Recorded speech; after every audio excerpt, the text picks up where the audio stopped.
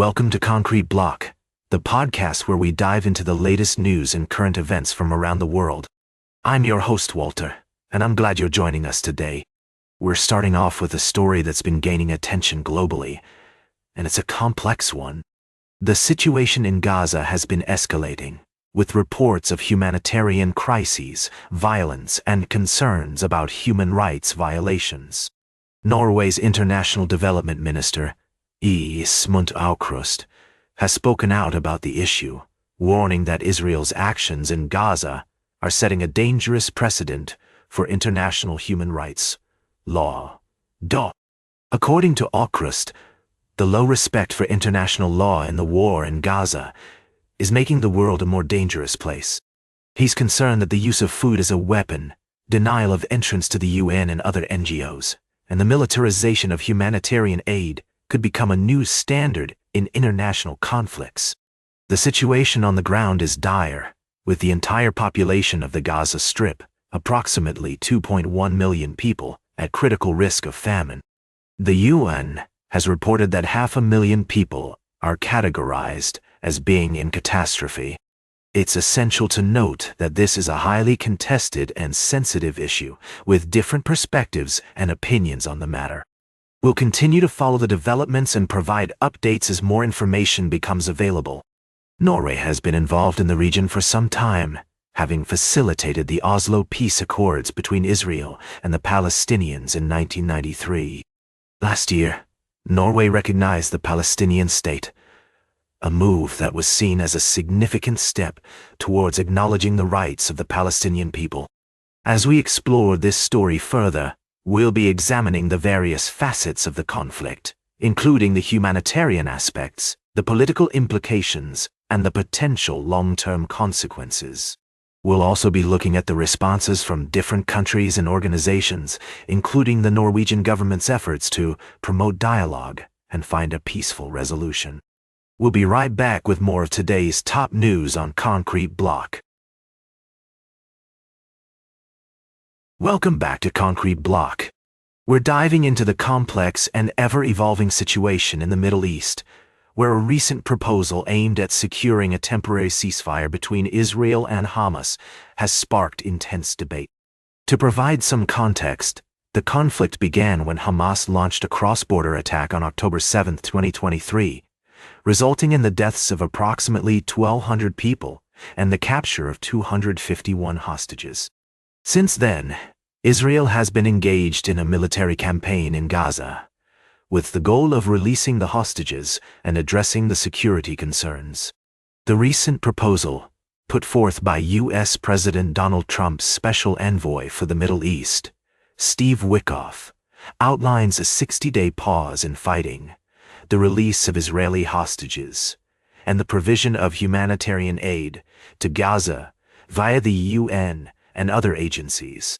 Hamas has responded with a counter-proposal, insisting on a permanent ceasefire, complete withdrawal of Israeli forces from Gaza, and guarantees for the continuous flow of humanitarian aid.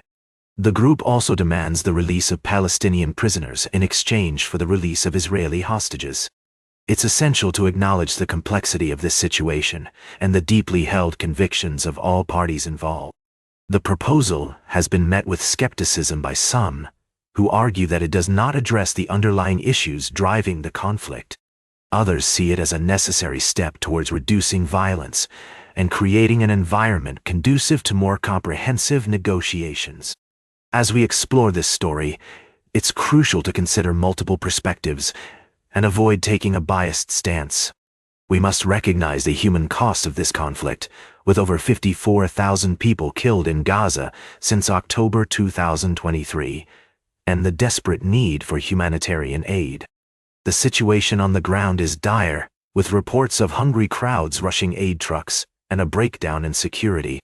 The international community is watching closely as the fate of the hostages and the future of the region hang in the balance. We will continue to monitor this developing story and provide updates as more information becomes available. In the meantime, we encourage our listeners to engage with us on social media, sharing their thoughts and perspectives on this critical issue. Stay tuned for our final story of the day, right here on Concrete Block.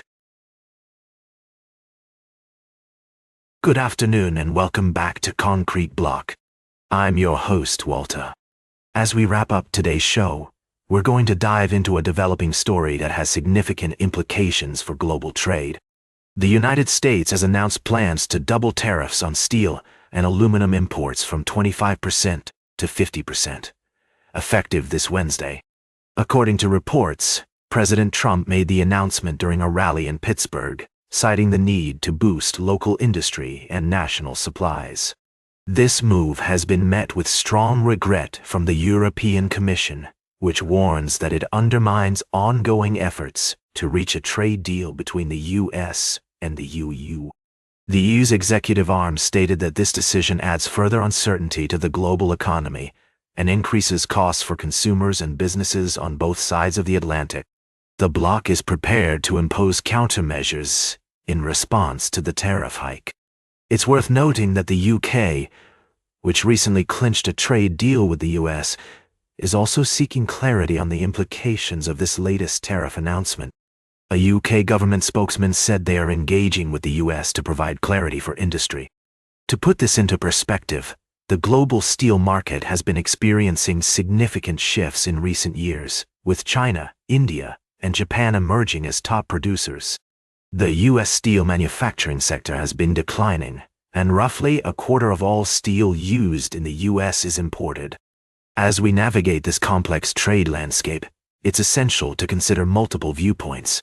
Proponents of the tariffs argue that they will help protect American jobs and industries, while critics contend that they will lead to higher costs for consumers and potentially spark a trade war.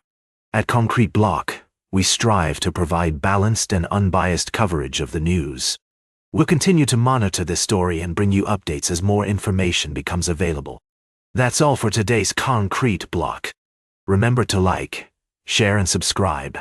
And until next time, stay informed.